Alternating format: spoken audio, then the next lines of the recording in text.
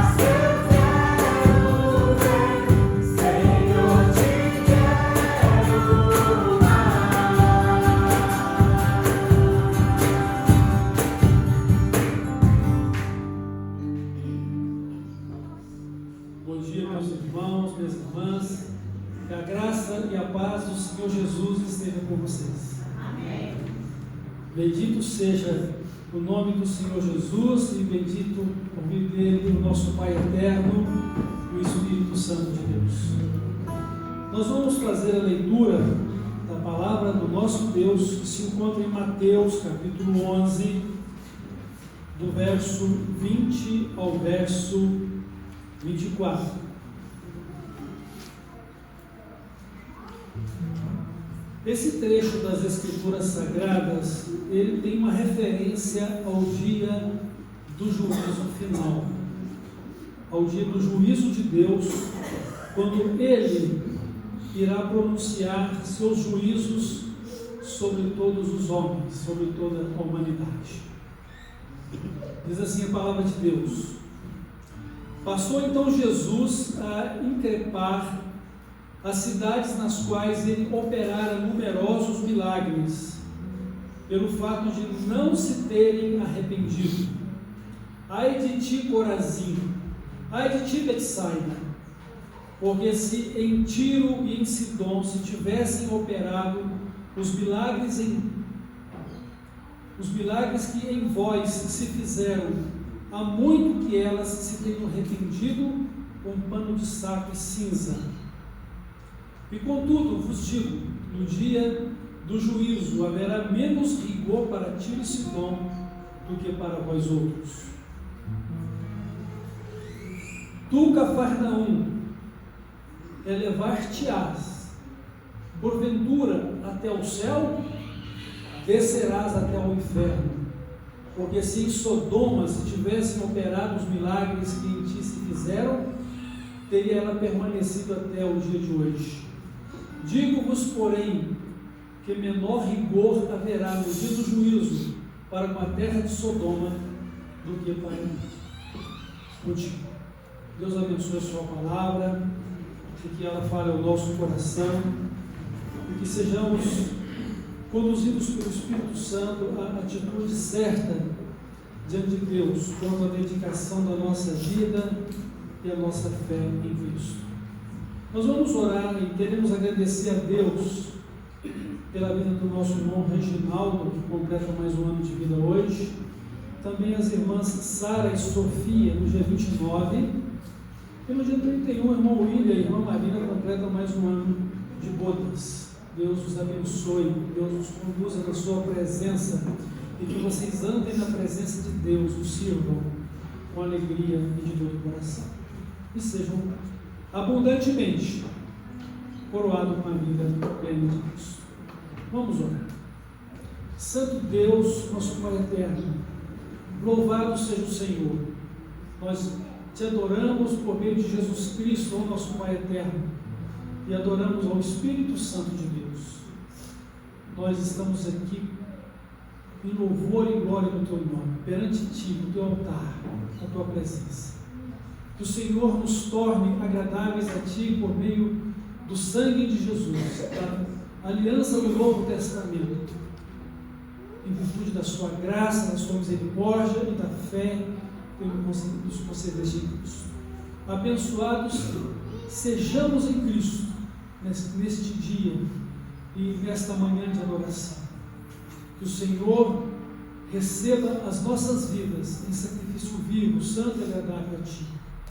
Abençoa também, Pai, a sua palavra ao nosso coração, que possamos ouvi-la, que possamos ser atentos em viver conforme os teus preceitos, honrar e glorificar o Senhor na nossa vida. Abençoa também esses irmãos que completam mais um ano de vida e o casal mais um ano de vida conjugal. Obrigado pela vida deles, pelo lar, pela família. Que o Senhor os abençoe e os guarde.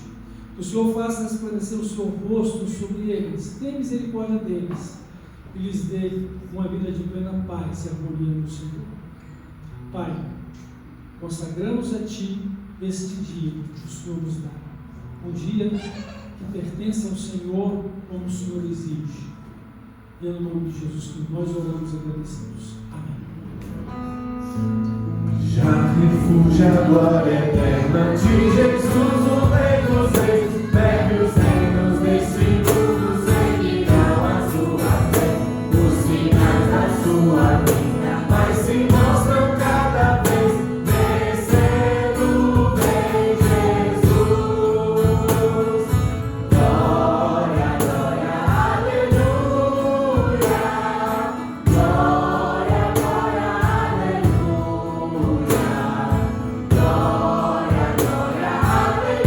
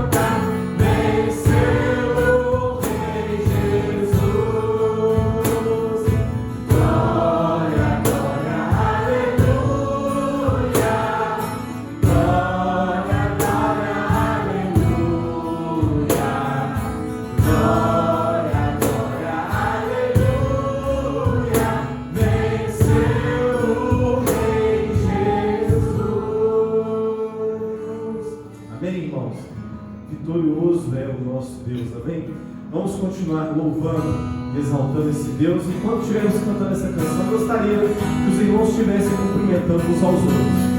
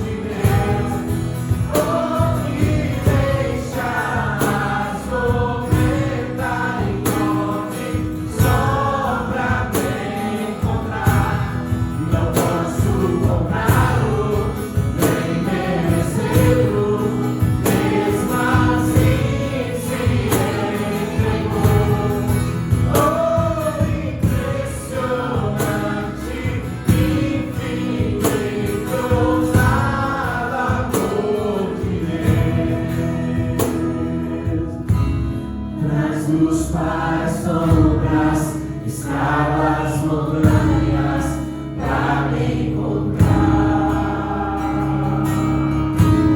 Derruba as muralhas, destrói as mentiras pra me encontrar. Rasgos para as sombras, escala as montanhas pra me encontrar. Derruba as muralhas, destrói as mentiras pra me encontrar. Oh, impressionante, infinito, amor de Deus. Oh, me deixas completa e imóvel, só pra me encontrar. Não posso comprá-lo, nem merecê-lo, mesmo assim se entregou. Oh, impressionante, infinito, amor de Deus.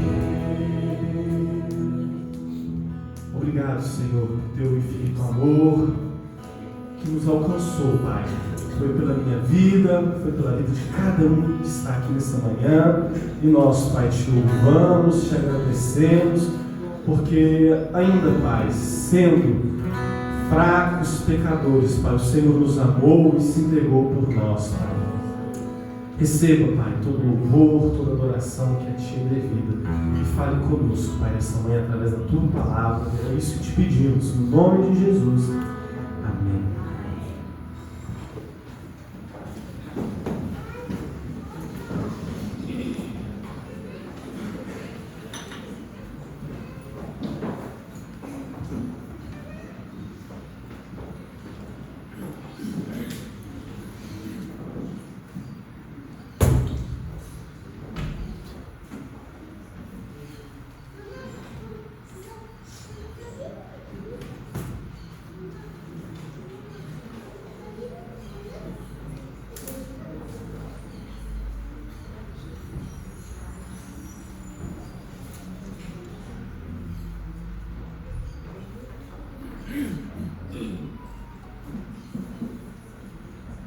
Irmãos e irmãs, nessa manhã nós queremos refletir sobre o juízo de Deus. Foi o que Jesus mencionou aqui no trecho das Escrituras Sagradas que lemos há pouco.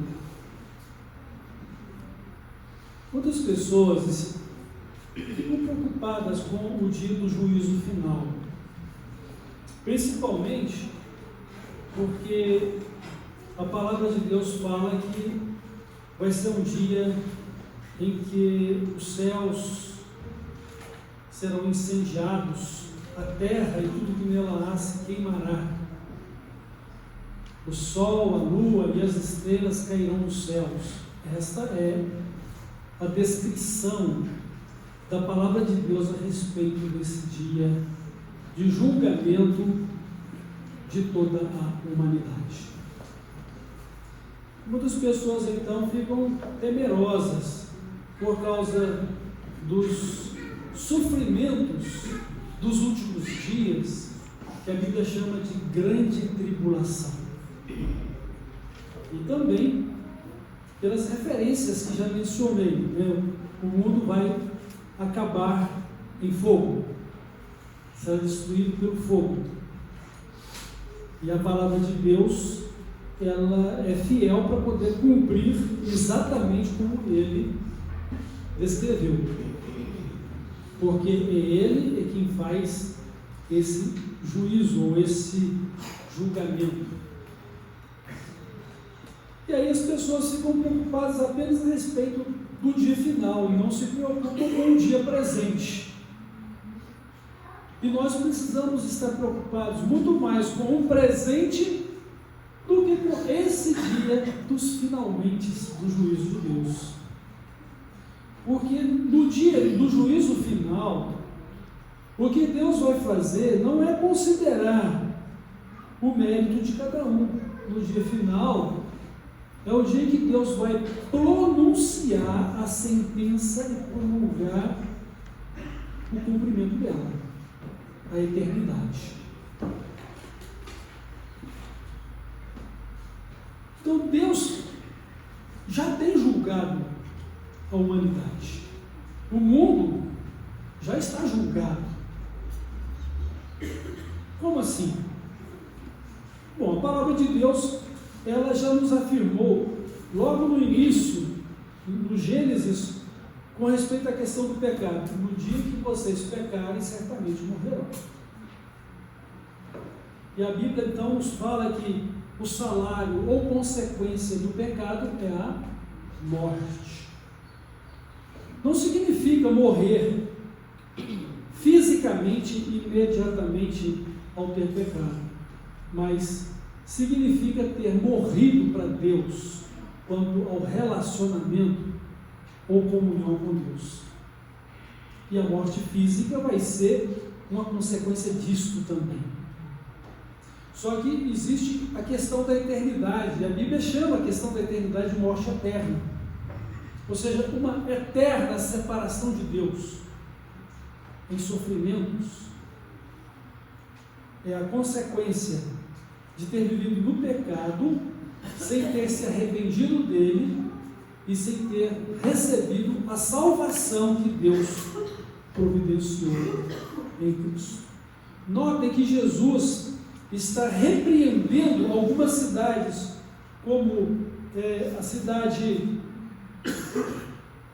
de Corazim, a cidade de Betsaida, a cidade de Cafarnaum, porque nestas cidades não foi somente a mensagem de Deus anunciada, mas também comprovada pelos milagres e os poderosos feitos de Jesus. E as pessoas destas cidades, mesmo tendo ouvido a mensagem salvadora de Cristo e contemplado os seus muitos milagres, não se arrependeram para mudar de vida, não se arrependeram para seguir a Cristo como Salvador e Senhor. Então Jesus está dizendo que estas cidades receberiam um juízo muito mais rigoroso do que as cidades de Tiro e de Sidom, porque estas cidades ouviram falar da palavra de Deus por séculos até, porque ali estava presente a nação de Israel. E agora, com a presença de Cristo, nós até temos um relato bíblico de uma mulher sírio-fenícia que chega para Jesus e pede para expulsar o demônio da filha dela, mostrando com isso que a mensagem de Cristo ultrapassou as fronteiras de Israel. E assim, se Jesus tivesse sido anunciado com os milagres que ele fizera nas cidades de Corazim, na cidade de Betsaida, na cidade de Cafarnaum, aquelas pessoas teriam se arrependido como se arrependeu a cidade de Nínive, quando Jonas anunciou o juízo de Deus sobre os ninivitas. E interessante que quando Jonas anuncia a mensagem do juízo de Deus sobre os ninivitas, eles também têm conhecimento da fuga e da salvação milagrosa que Jonas recebera, porque ele fora lançado ao mar e o peixe o devolveu de novo à praia.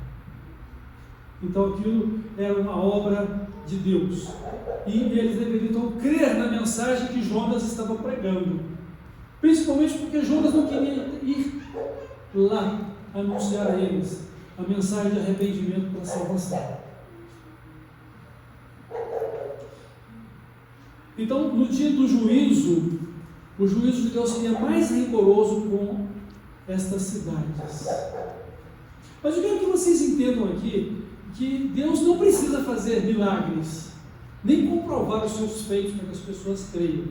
As pessoas precisam tão somente conhecer a palavra de Deus e crer nela. E qual que é o objetivo da palavra de Deus? É conhecer a Cristo e crer em Cristo como Salvador, arrependendo-se dos seus pecados e mudando de vida, ou seja, recebendo de Cristo uma nova vida para vivê-la com Deus, para o céu. Então Deus, Ele já tem julgado a humanidade por causa do pecado. Antes que venha o grande dia, o dia do juízo final, Deus realizou o seu sacrifício para salvar os que se arrependessem e se voltassem para Ele. Qual foi o sacrifício que Deus fez dele mesmo? Foi a morte de Cristo na cruz. João Batista disse que Jesus é o Cordeiro de Deus para tirar o pecado do mundo. Então Deus sacrificou o seu próprio Filho em favor do pecador, ou de cada um de nós, para que nos arrependêssemos e crescemos pela fé em Cristo e passássemos a viver por meio dele a vida que Deus desejava e deseja de nós. Então Deus, Ele já tem julgado o mundo, e Ele estabeleceu então o seu juízo ou julgamento sobre o seguinte fundamento, está lá em João 3,18: quem crê no Filho tem a vida eterna, quem não crê já está condenado. Então o mundo já está julgado, embora Jesus tivera dito: eu não vim para julgar o mundo, eu vim para salvar o mundo. Quem crê é salvo, quem não crê já está condenado. Então o mundo já está julgado. O dia do juízo final é o dia de pronunciamento da sentença de Deus que paira sobre a vida de cada um de nós, seres humanos. Agora, como eu sei que eu já estou livre dessa condenação? Como que você sabe que está livre desta condenação? Que nós não vamos ser lançados no inferno, lago de fogo e enxofre, que é a segunda morte. Fogo eterno preparado para o diabo e seus anjos. Como eu sei que eu estou salvo? Como você sabe que você está salvo ou salvo? Em Romanos 8:1 diz: agora, pois, nenhuma condenação há para os que estão em Cristo Jesus, que não vivem mais segundo a vida terrena deste mundo, ou segundo a carne, mas são guiados pelo Espírito de Deus, o Espírito Santo. Somos agora homens e mulheres de Deus guiados pelo seu Espírito, não para viver de acordo com o nosso coração, a nossa mente, a nossa vontade, com as circunstâncias deste mundo, mas vivemos guiados pelo Espírito de Deus, conforme a palavra de Deus, segundo o reino de Deus, que é o seu governo sobre a nossa vida, pela fé em Cristo e a dedicação da nossa vida a Ele como nosso Salvador e Senhor. Então o dia do juízo final, o grande dia que a Bíblia fala, em que cada um dará contas de si mesmo a Deus, Deus, Ele vai pronunciar o seu juízo, que já é feito na vida de cada um.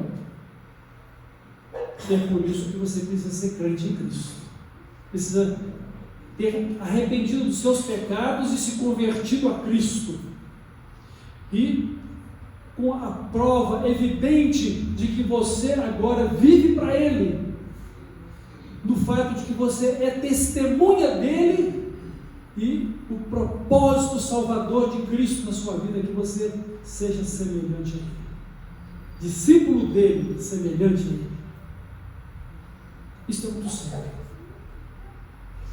Nós estamos vivendo dias tão confusos, no sentido de que, se você entra no YouTube, você vai ver muita gente trazendo profecias, né, sobre esse dia final, e um fala de um jeito, outro fala de outro jeito, e uns mostram imagens que possam ter acontecido nos céus de Jerusalém, né, que anjo apareceu, que Jesus apareceu. Eu não estou entrando no mérito destas questões. Eu quero que vocês entendam o seguinte: nós precisamos nos ater à palavra de Deus. Porque senão você vai se conduzir por opiniões alheias à Bíblia. Você precisa entender que a palavra de Deus é a única segura e verdadeira pela qual nós devemos viver. Você não tem como saber, você não sabe como interpretar, ela mesma interpreta a si própria. A Bíblia é intérprete de si mesma. Ore, o Espírito Santo é o grande mestre e guia das nossas vidas. Há pessoas sérias que estudam a Bíblia para poder também te ajudar. Mas cuidado com aqueles que querem ser estrelas e donas de um ministério. E que são donas até mesmo de uma igreja ou um rebanho deles. Que possam dispor como bem quiserem deles, dessas pessoas. Cuidado. E cuidado com o espírito de mentira que opera nesses tempos em que vivemos. Porque Deus tem permitido a operação do erro para que as pessoas continuem enganadas porque querem ser enganadas. Querem ouvir espíritos enganadores, que falem de acordo com os seus ouvidos querem ouvir, ou de acordo com os seus corações, como querem receber a verdade. Uma verdade própria dos seus desejos, dos seus sonhos pessoais ou particulares. E às vezes nós vamos encontrar até mesmo pessoas agindo contra a palavra de Deus na defesa de um evangelho que é santo e puro na Bíblia. Mas como isso pode abençoar a nossa vida? A gente precisa também conhecer os profetas deste tempo. Irmãos, irmãs, como nós já dissemos, Deus tem estabelecido o seu juízo e julgamento sobre toda a humanidade, com o seguinte fundamento: quem crer em Cristo e pela fé o recebeu como Salvador e Senhor é salvo.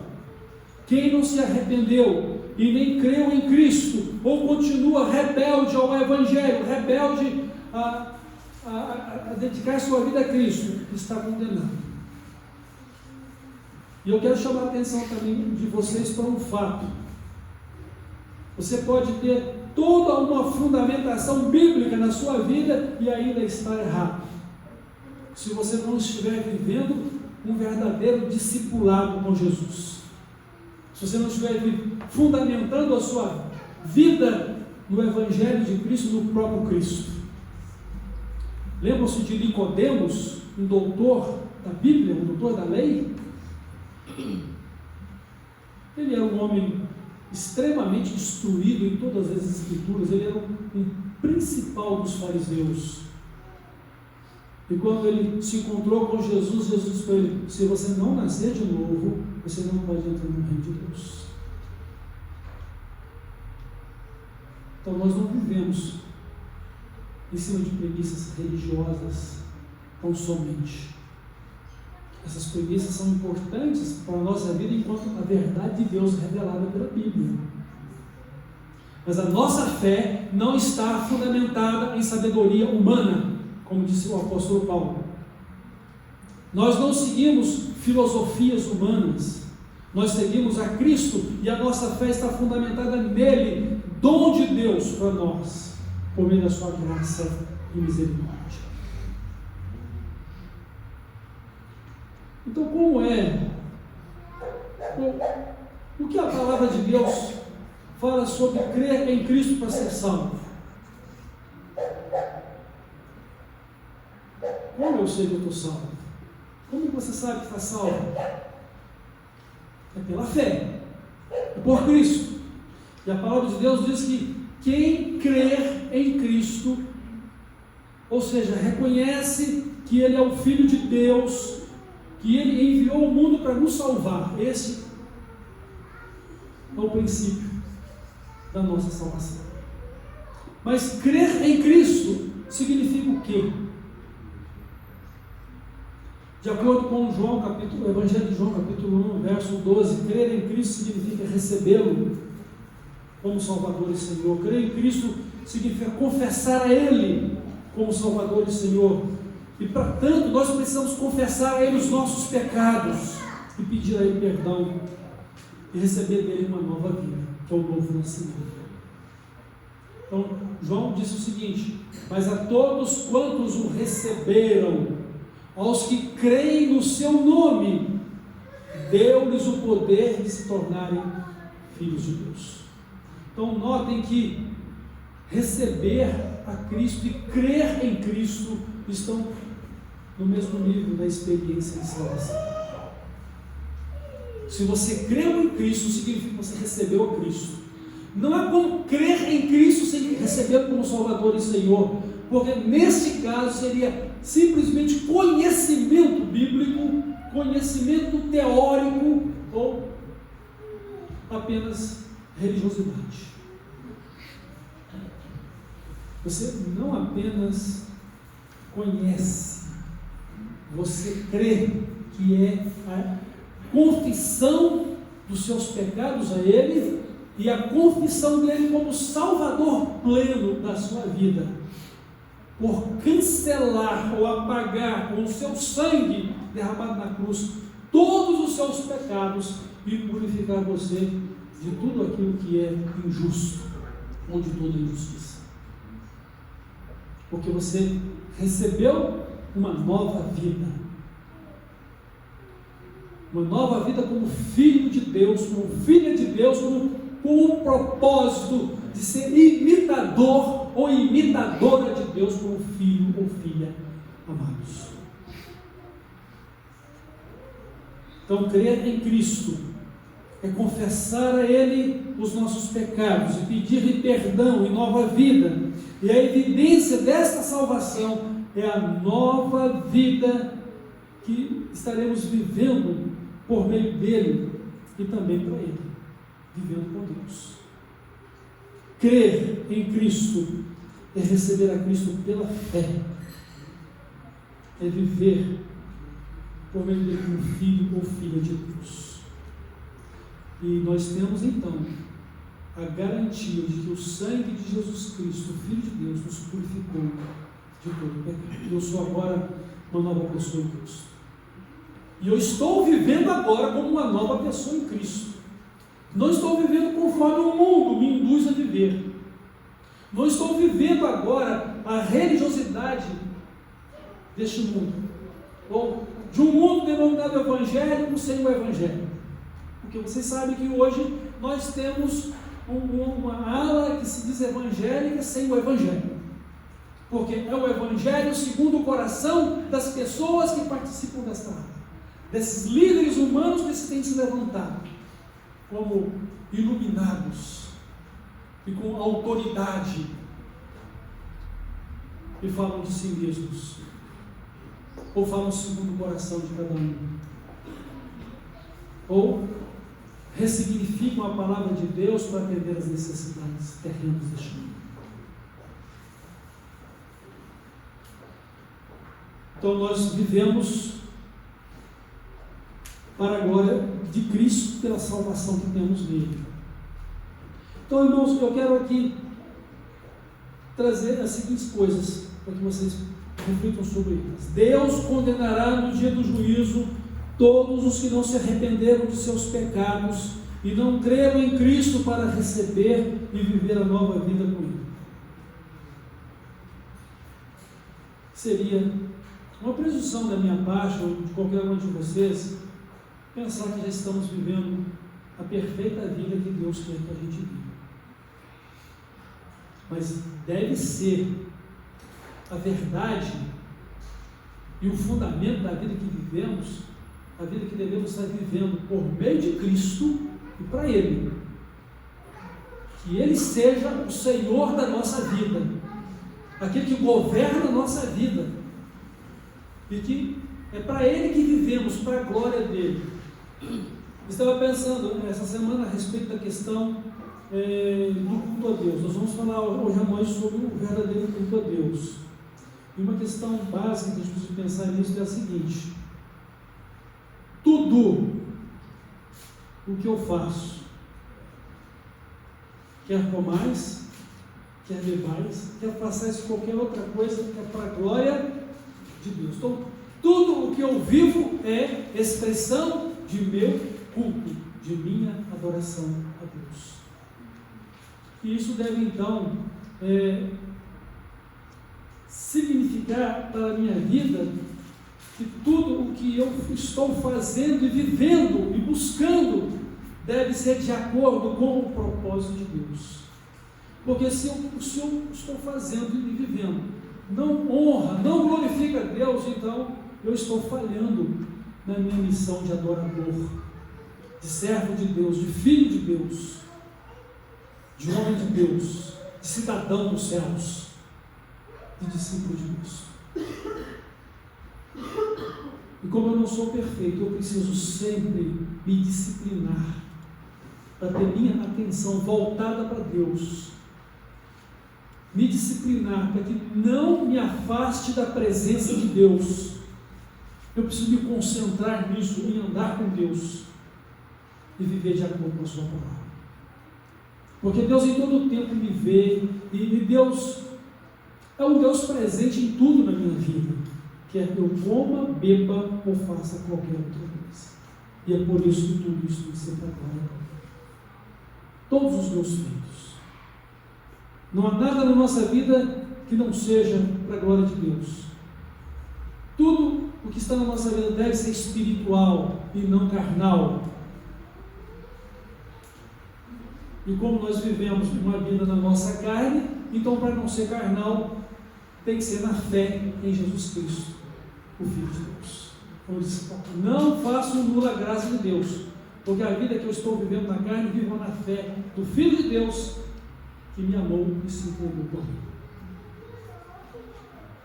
Jesus disse, meus irmãos, que o rigor do juízo de Deus levará em conta as oportunidades que o pecador teve para crer nele.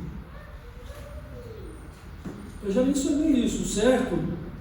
É que devemos crer em Cristo porque ouvimos o Evangelho, ouvimos a palavra de Deus, ouvimos a mensagem de Cristo, e o próprio Cristo está presente nela, o Espírito Santo está presente nela, porque a fé vem pelo ouvir e ouvir pela palavra de Deus, e eu preciso crer no meu coração, como disse o apóstolo Paulo em Romanos 10, verso 13, eu preciso crer no meu coração e com os meus lábios eu devo declarar que Jesus Cristo é o meu Salvador, é o meu Senhor, e com a minha vida eu preciso demonstrar que Cristo está vivendo em mim e eu estou vivendo nele. Eu estou vivendo a nova vida de Deus em Cristo. Então, o certo é que pela palavra de Deus, mas também Jesus mencionou que sinais, ou seja, milagres, prodígios, maravilhas, contribuem como comprovação da verdade do Evangelho. Mas Deus não precisaria fazer isso, porque tão somente a palavra dele é o fundamento da nossa fé. E o detalhe é que, mesmo diante de tantos sinais, prodígios e maravilhas, as pessoas daquela cidade não se arrependeram para mudar de vida, não se arrependeram para poder seguir a Cristo. E mesmo hoje, enquanto Deus tem feito tantas maravilhas na vida das pessoas, também não tem crido, a grande maioria delas. Até atribui os feitos de Deus aos seus ídolos, ou atribui os feitos de Deus à sua religiosidade. E o seu entendimento espiritual continua cego diante do Evangelho, que é a verdade. Então, sinais e prodígios. Então, veja bem, quantas oportunidades as pessoas de Corazim, de Betsaida, de Cafarnaum tiveram de crer em Cristo, comprovadamente pelos sinais que ele fez. Como hoje, quantas oportunidades as pessoas dos nossos dias têm tido para crer em Cristo, recebê-lo como Salvador e Senhor e viver para Ele? Quantas oportunidades! Muitos muitas das quais são pessoas, são relacionadas a pessoas que vivem em lares que têm esposo crente ou esposa crente ou filhos crentes e aprenderam a conviver pacificamente com o Evangelho sem tomar uma decisão de receber a Cristo como Salvador e Senhor. Às vezes até declaram, eu já creio, mas não demonstram isso pela dedicação da vida que deveriam dedicar a Deus. Estão entendendo? Então essas pessoas terão um juízo mais rigoroso sobre elas. Porque Deus não vai salvar uma pessoa simplesmente por causa da fé e da fidelidade do seu ente querido. Não vai salvar o esposo, não vai salvar a esposa, não vai salvar filhos, não vai salvar irmão, ou irmã não vai salvar pais. Porque cada um dará contas de si mesmo a Deus. Se creu ou não em Cristo, se arrependeu ou não de seus pecados e mudou de vida pela conversão a Cristo. E eu não estou trazendo essa mensagem para que você tenha dúvida da sua salvação, mas para que você se reafirme em Cristo como seu Salvador e Senhor. E quem ainda não tomou uma decisão séria de confessar a Cristo como seu Salvador e Senhor, o faça enquanto é tempo, pois a palavra de Deus nos diz: buscai o Senhor enquanto é tempo, invocai-o enquanto se pode achar. Eis aqui o tempo aceitável, eis aqui agora o dia da salvação. Se você ouve, o Senhor não endoeça o seu coração. Quebre-se diante dele, humilhe-se diante de Deus, reconheça a urgência e a necessidade da sua salvação. Que você possa buscar desesperadamente essa salvação, porque você não sabe o dia nem a hora que vai partir desta vida para prestar contas ao seu Deus dela. Porque mesmo que você não creia nele, ele é um Deus que criou você. Até mesmo os demônios têm todo respeito por Deus, embora sejam inimigos de Deus. E ele sabe que no dia do juízo vão perecer no inferno. Quando Jesus foi na região de Gadara, os demônios, era uma legião de demônios que estavam naquele homem que vivia no sepulcro. Bem sabemos que és tu, Santo de Deus, viesse nos atormentar antes do tempo. Eles sabem do juízo de Deus que vai sobre eles.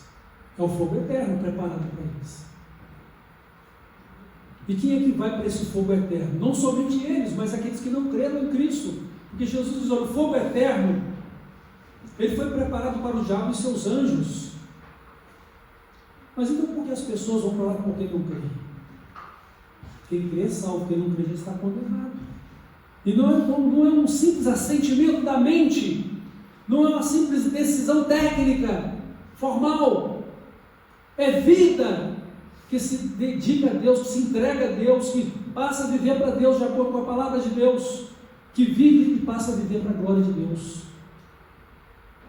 Pensem nisso, irmãos, porque os dias estão tão confusos e as pessoas não estão se apercebendo da hora do dia do juízo final.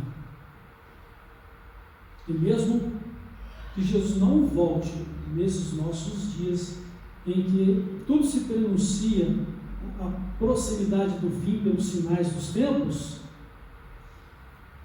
o tempo está passando tão rápido. Eu tenho dito isso para os irmãos, que o nosso tempo está passando, e se Jesus não voltar nesse meu tempo aqui, eu irei encontrar-me com Ele para dar contas da minha vida a Ele. Então o que Jesus disse? Haverá maior ou menor rigor no dia do juízo. Mas eu pergunto para vocês: vale a pena receber um julgamento mais leve para poder ir para o inferno? Vai para o lago de fogo e enxofre, a segunda morte, fogo eterno para o diabo dos seus anjos, onde o fogo não se apaga e o bicho não morre, como diz a palavra de Deus. Vale a pena simplesmente você estar pelo menos ali na periferia do inferno? Gente, não vale a pena. Inferno é inferno, de qualquer maneira. O que você precisa é crer em Cristo e viver para Cristo para ser salvo ou salvo. E viver essa salvação, que é uma nova vida consagrada a Deus, dedicada a Deus, não conforme o que você acha que as pessoas queiram te induzir a viver. E eu não estou aqui para induzir ninguém a viver simplesmente religiosamente. Eu quero que você viva em um perfeito relacionamento com Deus por meio de Cristo, como seu Salvador e Senhor. Se você fizer isso, nós vamos caminhar juntos em harmonia. Vamos ter o mesmo pensamento, o mesmo sentimento e a mesma fé, baseado na palavra de Deus. E ela é o fundamento da nossa salvação em Cristo. Seremos julgados pela palavra de Deus. Jesus, eu não julgo, é a minha palavra que julga. Então, meus irmãos, minhas irmãs, não quero amedrontá-los, eu quero que vocês fiquem preparados, vivendo para Jesus, porque a hora que Ele voltar, vocês estão preparados para subir com Ele, ou então preparados para ser chamado ao encontro dele, porque cada um tem um tempo de vida determinado. Os nossos dias são contados, mas a eternidade com Deus depende da vida em Cristo. Então o inferno fica logo ali, depois de uma vida sem Cristo. O céu está logo ali, por meio de uma vida em Cristo, porque Ele é o caminho, a verdade e a vida, e por Ele você vai ao Pai. Irmãos, Deus abençoe a igreja nesse dia. Tenha misericórdia da igreja no mundo. Que a igreja seja conservada fiel a Cristo. Que a igreja se consagre a Cristo. Que a igreja volte-se para a palavra de Deus como fundamento central da sua vida de dedicação a Deus. E que nós sejamos seguindo a Cristo como nosso único e suficiente Salvador pessoal, como Salvador e Senhor.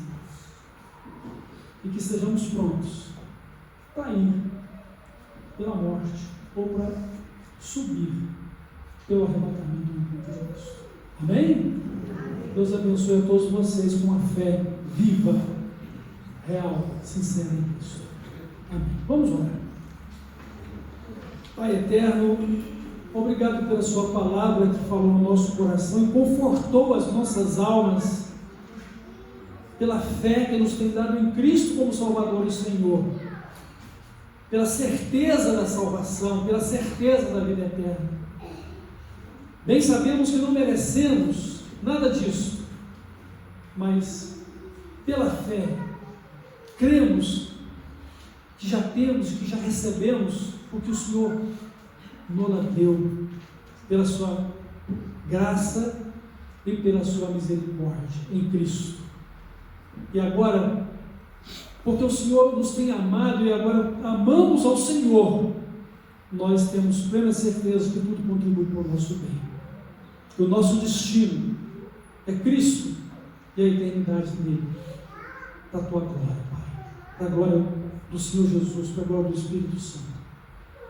E para a nossa glória dele. Pai, guarda-nos no teu nome, para um viver santo e consagrado a Cristo. Guarda-nos no teu nome, para uma vida fiel e certa do dia da eternidade. Guarda-nos para o louvor e glória do Senhor. E guarda-nos para que sejamos homens e mulheres de Deus neste mundo pecador perverso, e que assim possamos dar testemunho de Cristo e sermos parecidos com Ele em nossa vida. No nome dele que nós oramos. Amém.